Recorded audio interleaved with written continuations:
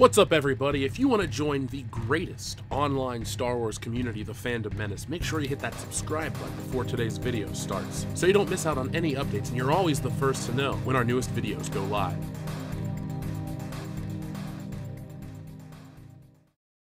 The following is a world-class Bullshitters exclusive.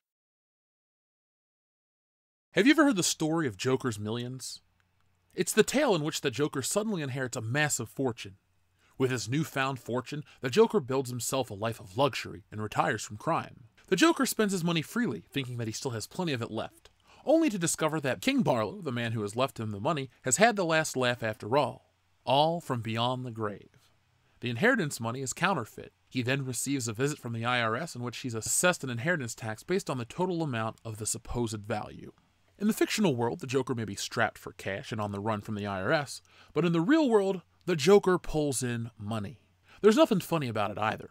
Joker has recently grossed the $1 billion mark worldwide, making him the 44th film to ever do so. The box office is great and all, but prior to the film's release, there was a narrative of fear surrounding the film. News outlets would cover the story, warning viewers that the film prompted the threat of mass shootings. Theaters refused to show the film. There were rumors that AMC denied single men. There was just so much going against the film, and it blew everyone away with the massive success it became. Personally, I thought it was a great film. Sad is the best way I'd describe it. I felt sad for Arthur Fleck. Each laugh looked painful, each revelation of his past heartbreaking, but at the end of the film, I left entertained and happy DC finally got their shit together. That may be a little unfair to say.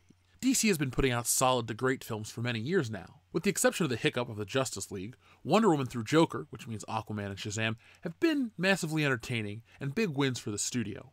I think DC has found their footing. After being set back a decade thanks to Zack Snyder's trash, DC is course-correcting by becoming their own brand.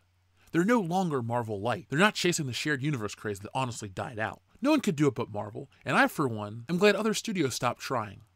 Speaking of Marvel, I think the roles are reversed with Joker. Marvel could learn a thing or two from the Clown Prince of Crime. Every MCU film except Ant-Man has had a budget that is more than double that of Joker. According to Variety, Joker is not only the most profitable comic book film of all time, but it's the most successful R-rated film ever. The funniest part of all this is that the film did it without the help of China. For years we've been told he who enters the East holds all the success at the box office. Joker shows that that's not the case, which is good, because for years we've seen studios bend the knee and try to cater to the Chinese box office, only to fail. Star Wars can't get a footing in that country, and when Marvel tried it with Iron Man 3, it came off as forced and the Chinese hated it. Joker shows that 1. R-rated films based on children's properties can be financially successful, and 2. Not have to cater to the whims of other lands. While this was a huge win for Warner Brothers, it's a huge win for us. Hopefully, studios will wake up and realize the future of comic book films aren't in zillion-dollar crossovers and interconnected movies and TV shows, but in quality stories with world-class actors that prioritize the story over toy sales. If Warner Brothers is smart, and they have been in the past, they'll keep the momentum going by keeping tone true to the characters they adapt. I'm not looking for an R-rated Wonder Woman movie or Shazam, but an R-rated Batman could be pretty cool. But the story has to come first. Speaking of story, there's a story going around that there's a Joker sequel in the works. I know, too much too fast. But that may not be the case. According to the man himself, Todd Phillips, the story isn't that true. This is what IndieWire had to say. The never-ending story for the potential Joker sequel hit a confusing high November 20th after The Hollywood Reporter and Deadline published conflicting stories on the topic. The Hollywood Reporter that Warner Brothers was moving forward with the Joker sequel and mentioned the director Todd Phillips had an October 7th meeting with the studio chairman Toby Emmerich to ask for the rights to develop a portfolio of DC character origin stories. Deadline disputed the October 7th meeting while reporting that no Joker deals were in place with Phillips to star Joaquin Phoenix. Todd Phillips sat down with IndieWire's Eric Cohn following the latest Joker sequel reports and was open about clearing up the truth behind the rumors. I can honestly say that there was no meeting that ever happened on October 7th, where I marched in. First of all, if you know me and my career, that's not my style. I made a huge comedy at Warner Brothers, The Hangover, and I didn't suddenly become a comedy factory producer. Just like, oh, let's churn out movies. Bradley Cooper and I have a production company at Warner Brothers. I've been there for 15 or 16 years. We have 2 things in development at all times. Not 40 like some people. I'm not the kind of guy who goes marching in saying, I want these 40 titles. I just don't have the energy. When I pitched them Joker, it wasn't a movie. It was, let's do a whole label. They shut that down quickly, and I get it. Who am I to walk in and start a label at a film studio?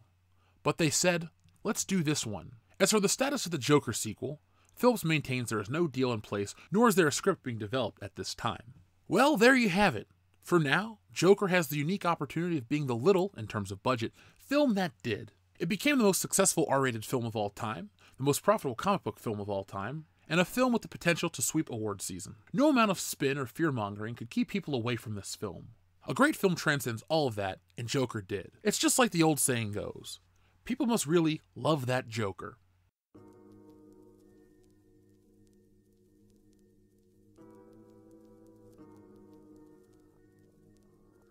So there we have it. The Joker sequel confusion has been all cleared up. There's nothing in the process yet. But who knows?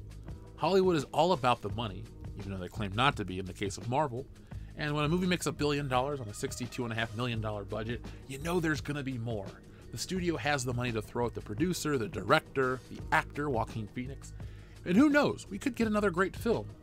Or we could get absolute dog shit. Anything is possible, just like Kevin Garnett said. From the moment I walked out of Joker, I did think that it was a backdoor reboot to the DCEU, which I think is a good thing. If we go back to 2013 with Man of Steel, I left that film underwhelmed. Batman vs. Superman looked cool in the trailer, but when I left that film, again, I was underwhelmed. Suicide Squad pissed me off, but Wonder Woman impressed the absolute hell out of me. And for as much as I liked that film, for as much as I liked Aquaman and Shazam, it just wasn't enough for me to forget a lot of the stuff that went down in the DCEU. So it's time to start all over again, while keeping things like Gal Gadot and Jason Momoa. Well, they're people, not things. I'm a person, my name is Anakin. That's the wrong thing. But you get the point. So I'd like to see a world where we have Joaquin Phoenix as the Joker, Jason Momoa as Aquaman, Gal Gadot as Wonder Woman, maybe Robert Pattinson can pull it off as Batman. I don't think so, but if you're one of those people who's adamantly opposed to him, well, I'm not going to tell you have to wait and see. Just look at Jared Leto. So folks, thank you for watching. I hope you enjoyed this video. Give it a thumbs up and share it all over social media.